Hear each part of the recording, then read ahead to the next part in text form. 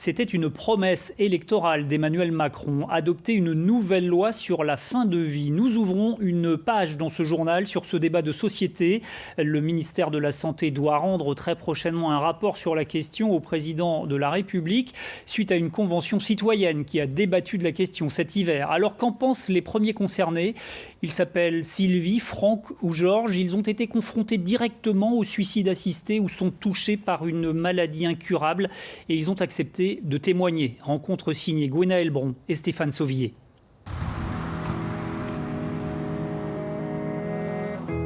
Sylvie souffre d'une maladie incurable. Le moment venu, elle espère disposer d'une aide active à mourir. Franck a accompagné sa femme en Suisse où elle a bénéficié d'une assistance au suicide. Georges a soutenu clandestinement un ami dans sa fin de vie. S'ils ont tous les trois accepté de témoigner, c'est pour qu'évolue la réglementation et que l'aide active à mourir devienne légale en France. On est sur de l'Artane, qui est un médicament en fait, contre la maladie de Parkinson, qui est donné aux personnes qui ont une dystonie généralisée. La maladie de Sylvie est neurodégénérative. Elle sait que son état n'ira pas en s'améliorant. Ses inquiétudes, elle a décidé de les partager dans une lettre au président de la République. Est-ce la définition du mot « vivre » ? Quelle humiliation de manger et en même temps de faire ses besoins dans un change. Oui, c'est trash, mais tellement vrai. Sonder pour ne pas être dénutri, sonder pour ne pas être déshydraté.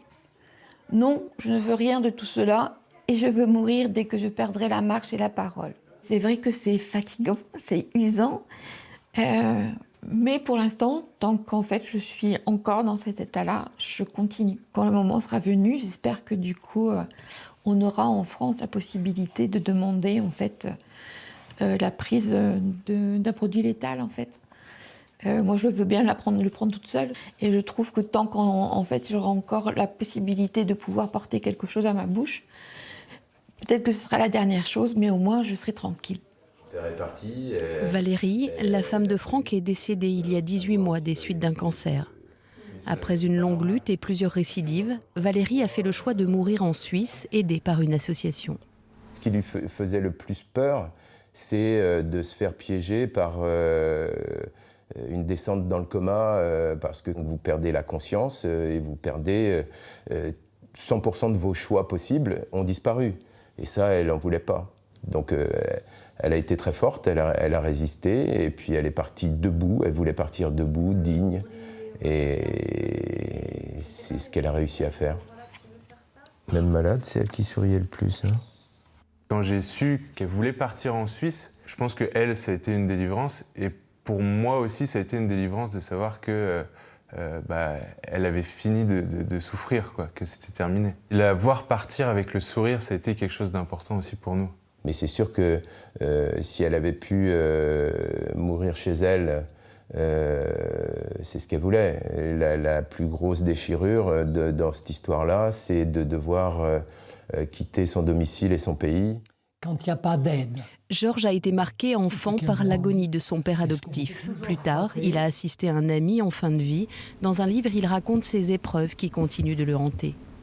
Les yeux se ferment et dans un dernier sursaut, Henri tente de s'asseoir. Ça a été 19 heures de peur. Et ça n'a pas été une mort douce. Ça n'a pas été une mort douce. La mort a été d'une extrême violence. D'une extrême violence. Ça n'était pas un produit létal qui fait s'endormir doucement. Et c'est moi, parce qu'il n'y avait rien, c'est moi qui tenais le bocal. Et là, j'ai eu l'impression de commettre un meurtre.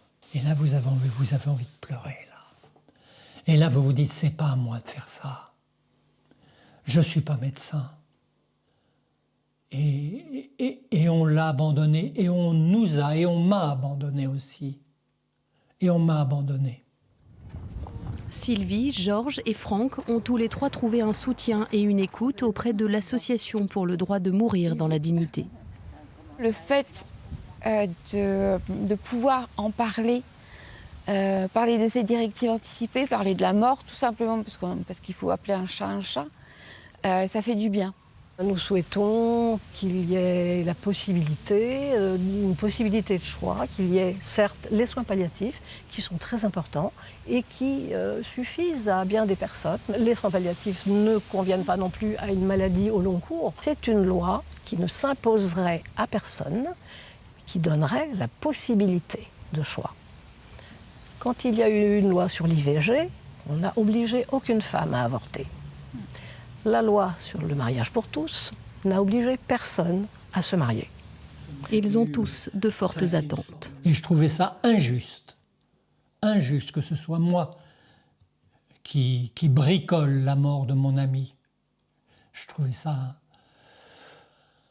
scandaleux. Alors j'attends de la loi qu'elle fasse cesser ça. On se sent privilégié parce qu'on a de quoi s'offrir cette option-là, mais c'est discriminatoire, c'est pas normal. Et on est un des seuls grands pays d'Europe qui n'a pas fait avancer la fin de vie. Donc voilà, il est temps de s'y mettre. Il ne peut pas y avoir de dérapage dans le schéma suisse. Voilà. Et pour l'avoir vécu 2 fois, je trouve qu'il serait parfait pour la France.